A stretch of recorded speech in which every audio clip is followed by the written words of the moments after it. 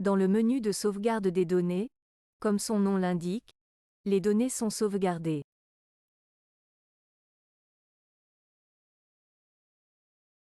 Une distinction est faite ici entre les données de configuration et les données utilisateurs. J'enregistre simplement ces données de configuration ici et je recommande toujours d'enregistrer la date et l'heure. Cela a pour conséquence que, simplement dans le nom, il y a un nom clair. Il suffit d'appuyer sur Start. La sauvegarde des données a réussi. Vous pouvez maintenant copier ce chemin avec CTRL+A, puis aller quelque part et le coller ici, et vous pouvez voir cette partie ici sous le nom du fichier, l'année ou le mois, et simplement l'heure.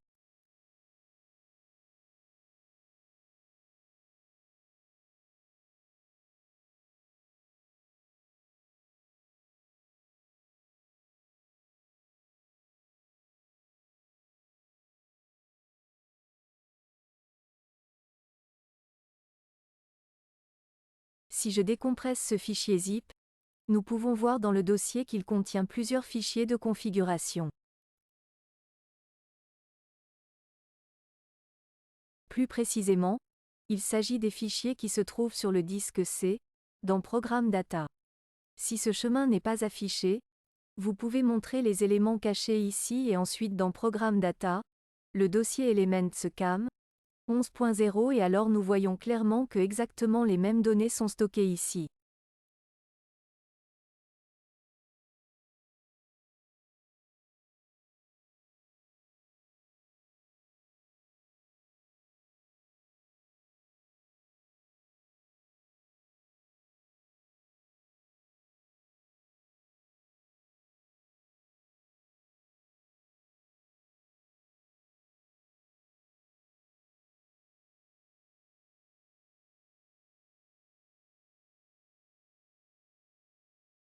La deuxième variante concerne les données de l'utilisateur.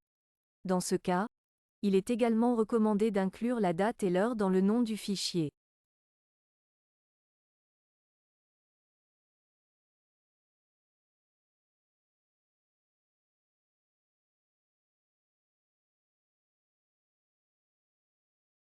Cliquez sur Démarrer.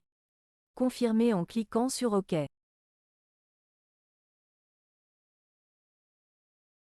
Je retourne dans mon répertoire de sauvegarde et je vois que les données de l'utilisateur ont été sauvegardées.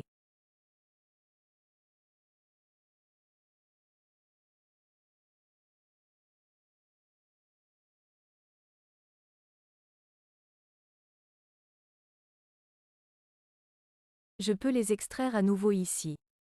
Et ce dossier de données utilisateurs correspond au répertoire d'installation, qui se trouve sur le disque C.